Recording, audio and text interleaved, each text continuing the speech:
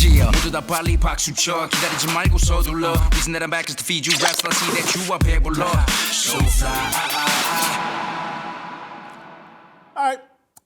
This segment with Steve Kim, the Korean Cosell, is brought to you by Cardio Miracle. Support healthy blood flow and deliver more vitamins, nutrients, and minerals to your entire body. Get started now for a healthier, happier you by visiting cardiomiracle.com/fearless. Receive 10% off your first order, 15% if you choose to subscribe and save. They also offer a 60-day, no-risk, 100% money-back guarantee. Steve, I've got an interesting topic for you. How about our man Gilbert Arenas here basically saying that the NBA, if they want to improve their defense, they have to get rid of European players. Let's watch the clip and then I'll get your thoughts. I know what they can do. Get rid of all the Europeans.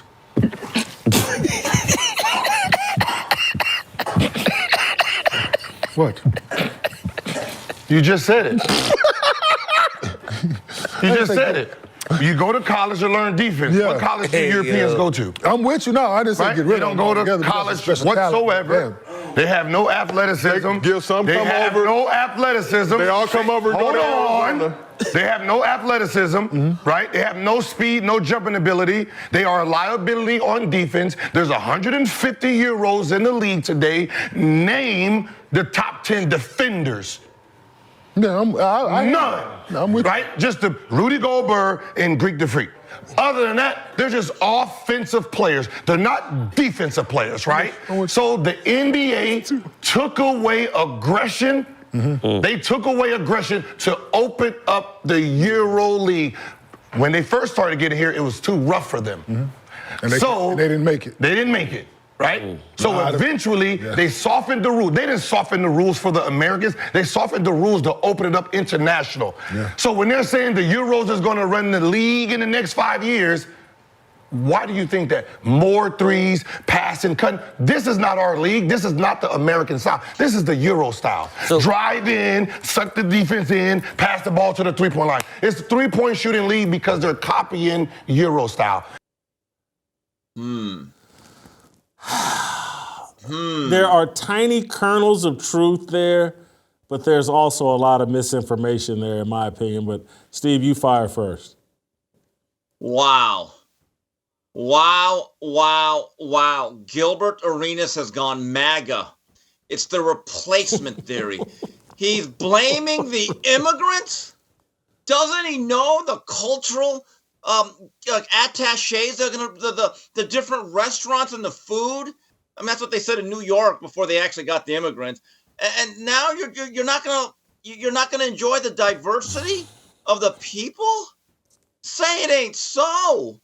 But here's a question. Out of those 150 Euros, I really did not know there were that many. I'll be honest with you. I thought there was like maybe 50.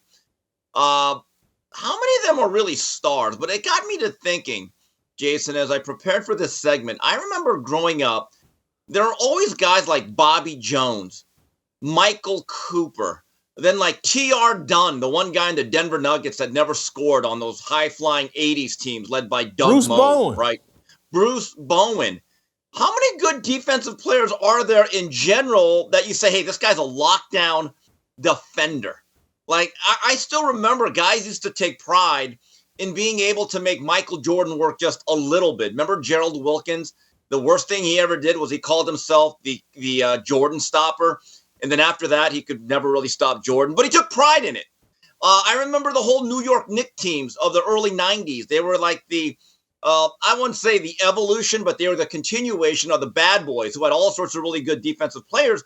But like you talk about the kernel of truth, Jason, you're right. I still remember the first set of European players led by Vlade Divac. They couldn't guard their own shadow. But I hate to tell you this, guys, but the American players, they can't guard anybody. Just look at the scores of the games today.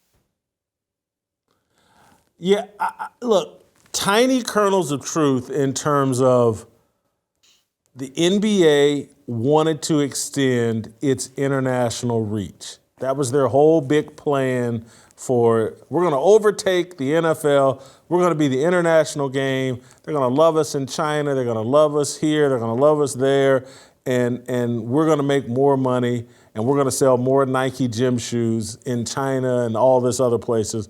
And so I love the point you're making, is that if Gilbert Arenas stops and thinks about what America first and MAGA actually means and is standing for, they are suffering the consequences of globalism.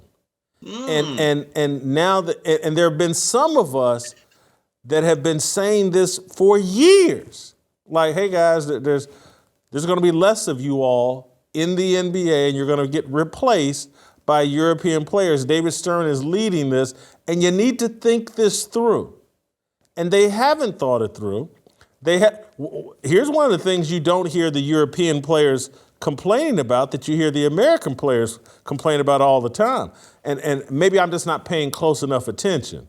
But I haven't heard any of these Europeans saying, man, they're requiring us to play 65 games. That's crazy. Oh my God, I need load management. You're not seeing European players so far jump team to team to team hunting championships. You're not, so there are things about the European, Dirk Nowitzki played in one city for his entire career. Yeah. Nikola Jokic may do the exact same thing in Denver. Luka Doncic may do the same thing in Dallas. They're not running off trying to put super teams together because they're all BFF and they're not all hanging out. Nikola Jokic wins the championship and says, man, I can't wait to get home to hang out with my people. He's not, going on expensive vacations with Dwayne Wade and Chris Bosh and, Carmelo Anthony or whomever. He's actually competing. And so I love that Gilbert Arenas is waking up. I do think that if the European players made the arguments against American players that are out there to be put on the table, like, hey man, can you guys put the weed bong down long enough to actually compete in these games? They would be called racist, where Gilbert can say this about the European players and no one bats an eye. This got me thinking, isn't Gilbert part of this new media that goes on a campaign to discredit Michael Jordan for whatever reason? Well, it's funny. Michael played in an era where it was mostly brothers and certain others, right? But that's when the NBA was truly the NBA. So, Gilbert, are you now admitting today's era is soft, easy, and weak? So I wonder what Michael Jeffrey Jordan would be able to do with that. Or a Larry Bird or a Magic Johnson. I've actually had people on Twitter tell me that those guys' games may not translate to today's game. And I'm saying, folks, their games would absolutely dominate in any era, especially this one. And now that Gilbert says, because there's too many pasty Europeans, Gilbert, thank you for coming to our side of the street. Here's the interesting thing, Jason, as a lifelong Laker fan in recess, I remember when Vlade Divac was first drafted, the Lakers had won their back-to-back titles, and this was the greatness of Jerry West. Anyone can pick in the top 5. This guy had so many good draft choices after pick 20 that would work out or have NBA careers somewhere. And so the 89 draft comes up, and the Lakers put their card up, and I'm thinking, okay, who are we going to get? Who are we going to get? And I remember whoever was up there said, okay, the Lakers select out of Yugoslavia. I go, what? Vlad Divac. And I'm like, who? And I had never seen a guy play like him, Jason. He was like 6'11", 7 feet. And he was, I think, the original stretch 4. And he had a lot of skills, could shoot from three-point land. And I was like, wow, that's amazing. He was so soft, though, in the post. He really was. And then you had Tony Kukoc, who will tell you that his biggest adjustment into the NBA was contact and playing defense. And then eventually they got a little bit better across the board. And the only really good two-way player I remember for the first 10 years of this whole expansion was a guy that was taken from us much too early, and a guy that I think Michael Jordan actually had issues with, Drazen Petrovic. Maybe the best-looking form jump shot I've ever seen alongside Ray Allen. He was the only guy that I thought could play both sides of the court well. But I want to ask, I would love to ask Gilbert Arenas. So, Gilbert, are you admitting that Michael Jordan thrived in a much better, more physical, blacker/athletic league? And if you could admit that, all I could say is you're a good man. Well, a lot of what I think we're hearing from Gilbert and other players who agree, it's just pure jealousy because it is Nikola Jokic's league right now. Yes. And he won the championship. He's won 2 of the last 3 MVPs, should have won the last 3 MVPs. Luka Doncic, probably the best offensive player in the NBA. And these guys are irate and upset, but did they take care of the game that they inherited from Magic, Larry, Michael, and Isaiah? I don't think they did. I think the NBA started shopping for players that brought a different set of values and attitude that the American-born players didn't. I mean, I wrote about and talked about this stuff in real time, and now the chickens are coming home to roost, and it's not an American game.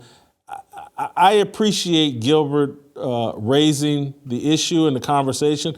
I'd like for someone to follow up with him and just be like, well, how did we get here? And who's responsible? And what role did we as American players play in that? Because one thing, the European players are sitting there like, yeah, Gilbert, you know what none of us have done? We haven't brought guns into the locker room. We haven't been involved in some sort of scandal where we embarrass the league and damage our organization by getting into a beef with a teammate and bringing guns into the locker room. It's a two-way street and a two-way conversation. Wow. We'll be discussing this a bit more. Steve, you got a final thought? Yeah, well, Gilbert Arenas was a shooter, but I just want to make one point here. There was a time, even during the Bulls' last three-peat, the games got a little bit too physical. I seem to recall me not being that entertained because there was way too many 84-78 games. And as someone that grew up with the Showtime Lakers, the Game of Force with the Knickerbockers, and all these games were almost too physical. And then right around the time, I believe but Mike D'Antoni did a great job of reopening up the game, making it more of what it used to be. Somewhere along the way, Jason, we lost that balance, and it's now swung too much in towards of being the ice-capades. It's funny. I just watched the 1988 Game 7 between the Pistons and the Lakers. And again, YouTube is going to be the death. Yeah, YouTube's going to be the death of the NBA because people can go back and watch what real basketball looked like and what real competition. Yes. And you don't have to go off memory. You can actually see it. Anyway, Steve, thank you all for watching. We'll see you next time. If you enjoyed that video, be sure to hit the like button and subscribe so you never miss a moment of Fearless.